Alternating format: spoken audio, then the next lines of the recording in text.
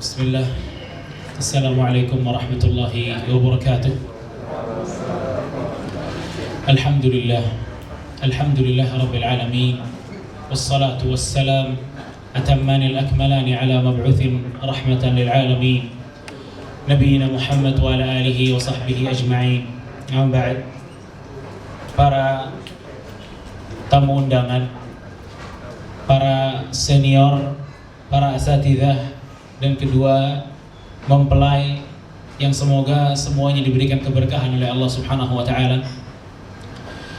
Saya berdiri di sini bukan sebagai orang yang paling paham tentang masalah pernikahan.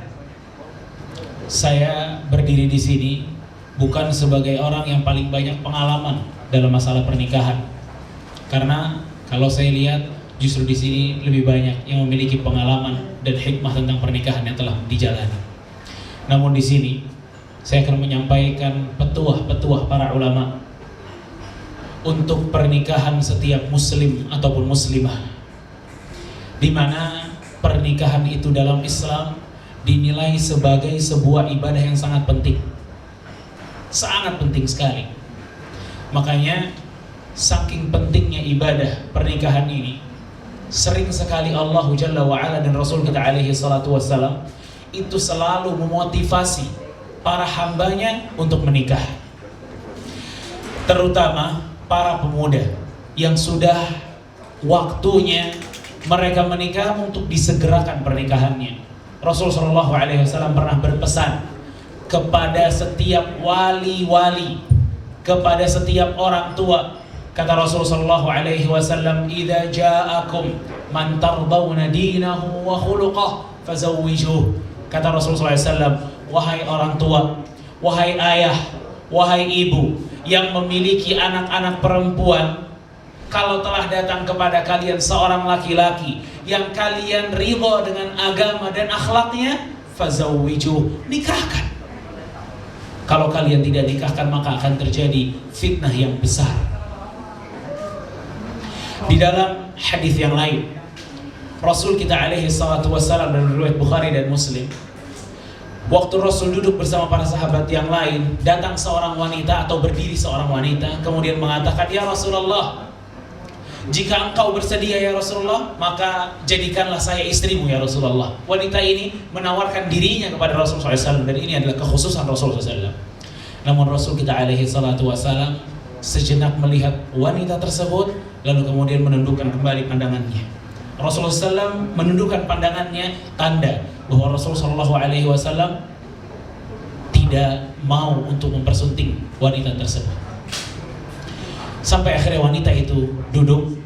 Salah seorang sahabat di hadapan Rasulullah SAW mengangkat tangan, "Ya Rasulullah, in lam takun laha hajah fazawijniha." Kalau engkau tidak ingin menikahinya ya Rasulullah, nikahkan saya ya Rasulullah dengan wanita tersebut. Rasulullah SAW bertanya, "Hal ma'aka syai'?" Punya apa anda? Apa yang bisa anda jadikan mahar? Kata Rasulullah SAW. Kata orang ini, "La wallah, gak punya apa-apa ya Rasulullah." Kata Rasulullah SAW, "Irji' unzur ila ahlik, hal yajidu syai'an." Pulang ke rumah, lihat ada barang apa di rumah buat jadi mahar. Orang ini pulang ke rumahnya dan balik lagi ke masjid dan berkata kepada Rasulullah SAW, "Ya Rasulullah, ma ajidu syai'an." Ya Rasulullah, di rumah gak ada apa-apa. Kata Rasulullah SAW, "Irji' ila ahlik wanzur walau khatimun min dhahab." Coba balik lagi, pulang ke rumah, lihat walaupun cincin besi, ya apa ya, paku, mur dari besi, pokoknya ambil apa yang ada, ambil waktu ini. Dia balik lagi ke rumahnya. Begitu dia balik lagi ke rumahnya, dia kembali lagi ke masjid. Begitu di masjid, dia bilang lagi, "Ya Rasulullah, wala khatimun min dhahab." Ya Rasulullah, hatta cincin dari besi saya nggak punya ya Rasulullah. Kemudian Rasulullah SAW mengatakan, "Lalu kamu punyanya apa?" "Ya Rasulullah." Bayangin ya khotbah. Laki-laki ini dia bilang, "Ya Rasulullah, saya punya sarung ini ya Rasulullah." Orang ini jamaah barakallahu fikum, dia nggak punya apa-apa, cuma sarung, atasan juga nggak ada. Pakaian zaman dulu kayak pakaian ihram hari ini. Ya, 2, rida dan izar, sarung dan selendangnya. Dia nggak punya bagian atasnya, dia hanya punya bagian bawahnya, sarungnya aja. Saya bagi 2 ini ya Rasulullah, separuh buat calon istri saya, separuh buat saya. Kata Rasulullah SAW, apa guna dari separuh kain? Kamu nggak bisa pakai, dia juga nggak bisa pakai. Lalu akhirnya Rasulullah SAW diam. Orang ini pun diam. Dia pikir gak ada kesempatan lagi untuk menikah. Sampai akhirnya lama dia diam, majelisnya selesai, dia bangun ingin keluar. Pada saat orang ini ingin keluar, dipanggil oleh Rasulullah SAW. Kemari. Hal ma'aka minal Qur'an, kata Rasulullah SAW, punya apa dari Al-Quran? Aku punya surat ini dan surat itu ya Rasulullah. Hal qara'ta bi dhahril ghaib bi dhahril qalbik, kata Rasulullah SAW, apakah kamu hafal surat-surat tersebut? Kata orang ini, iya ya Rasulullah, saya hafal surat ini dan surat itu. Kata Rasul kita SAW, kalau begitu saya nikahkan Anda dengan mahar surat-surat tadi diajarkan kepada wanita tersebut. Maka jadilah pernikahan itu ikhwatah. Yang bisa kita ambil bagaimana pentingnya pernikahan, bagaimana efek pernikahan akan memberikan ketakwaan, kesolehan, penjagaan yang luar biasa untuk yang wanita juga untuk yang laki-laki. Kalau pernikahan efeknya itu standar-standar aja, nggak bisa membangun ketakwaan, nggak mungkin Rasulullah SAW sampai nyuruh dia balik 2 kali, ambil apa aja, sampai terakhir minta hafalan Qurannya. Namun karena pernikahan ini efeknya sangat luar biasa untuk yang laki ataupun perempuan, maka Rasulullah SAW menanyakan sampai titik terakhir apa maharnya untuk bisa menikah. Karena ikhwatah barakallahu fikum, Allah mengatakan dalam surat Rum bahwa pernikahan ini dibutuhkan oleh setiap manusia agar litaskunu ilaiha wa ja'ala bainakum mawaddatan wa rahmah. Kata Allah, pernikahan itu dapat memberikan ketenangan, memberikan kasih sayang dan memberikan kecintaan, kata Allah Subhanahu wa taala. Dan setiap manusia butuh ini. Setiap manusia butuh ini. Namun pernikahan bisa mengantarkan kita kepada ridha dan ketakwaan serta ketenangan. Namun di ayat yang lain dalam surat At-Taghabun Allah mengatakan, ya ayyuhalladzina amanu inna min azwajikum wa auladikum aduwwun lakum fahdharuh, kata Allah Subhanahu wa taala. Sesungguhnya wahai orang-orang yang beriman, di antara anak kalian, di antara pasangan kalian ada yang menjadi musuh untuk kalian. Fahdharuhum, hati-hati. Kenapa? Kenapa bisa pasangan yang dulunya atau awalnya kita dengar ini menjadi ketenangan buat kita, namun di ayat yang lain Allah mengatakan hati-hati jadi musuh untuk kalian? Karena ayat ini turun menurut Ibnu Abbas untuk orang-orang yang ada di Mekah kala itu. Pada saat beberapa orang masuk Islam, dia ingin belajar kepada Nabi SAW, namun keluarganya di rumah melarang dia untuk belajar kepada Nabi SAW. Udah di rumah aja, kita takut di rumah, kita begini dan begitu, dan seterusnya, alasan demi alasan untuk menjadikan suaminya tidak berangkat menuju Rasul SAW.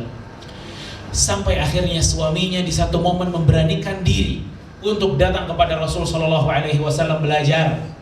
Begitu datang kepada Rasul SAW belajar, dia mendapatkan dirinya ketinggalan. Sahabat yang lain ilmunya udah banyak, dia masih sedikit.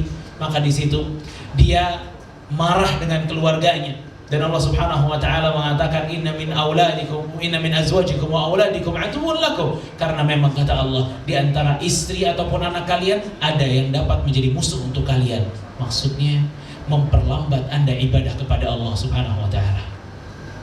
Karena pernikahan itu bukan rem tangan ibadah kita, bukan. Pernikahan justru bantuan agar kita tambah bertakwa kepada Allah Subhanahu wa taala. Bahkan Allah Subhanahu wa taala mengatakan, ya ayyuhalladzina amanu la tulhikum amwalakum wa auladukum an dzikrillah. Wahai orang-orang yang beriman, jangan jadikan keluarga, anak-anak, harta melalaikan kalian dari zikir kepada Allah Subhanahu wa taala. Ayat ini kata Ibnu Abbas diturunkan kepada Auf bin Malik al-Ashja'i radhiyallahu anhu.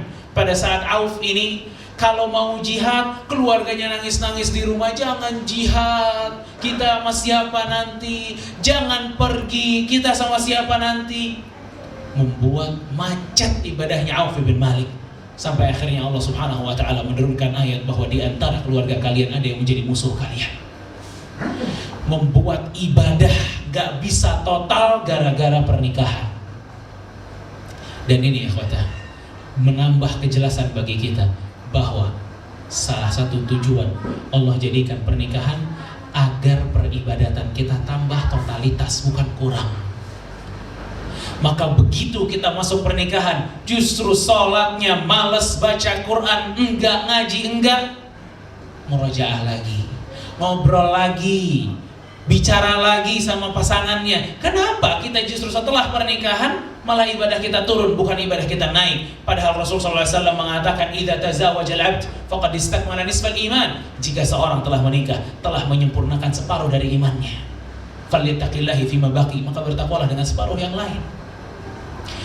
Maka terutama untuk calon mempelai yang baru, pernikahan itu bukan hanya syahwat yang bisa kita tunaikan, bukan hanya kalimat-kalimat cinta yang bisa kita utarakan, tapi pernikahan itu juga soal ketakwaan.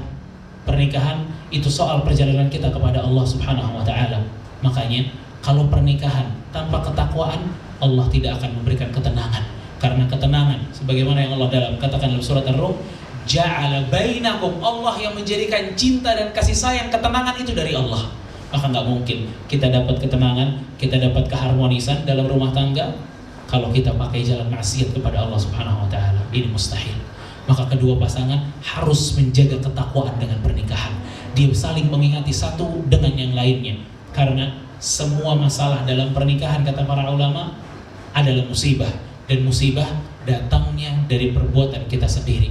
Makanya para ulama, Hasan al-Basri mengatakan, kalau saya maksiat, saya lihat dampak maksiat saya itu dari istri saya. Kalau istri saya udah mulai teriak-teriak, kurang ajar, saya lihat, berarti saya pernah maksiat nih kepada Allah. Ini hukumannya.